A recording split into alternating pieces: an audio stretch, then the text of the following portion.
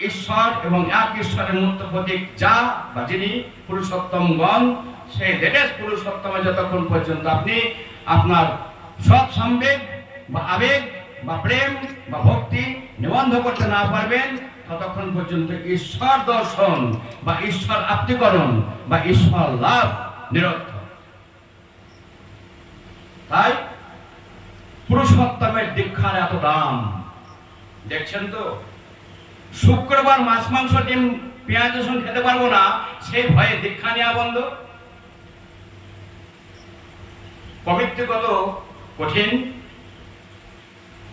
ভোরবেলায় একটু উঠতে হবে, উঠে তাকে প্রণাম করতে হবে, তাই তার দীক্ষা নিতে পারছি না।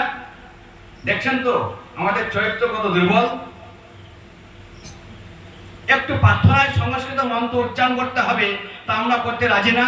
দেখছেন তো আমাদের কত অলসতা। কাজে এমনতর নিজ ভাবনা চিন্তা চলন চরিত্র, তারা ঈশ্বর দর্শন করবে।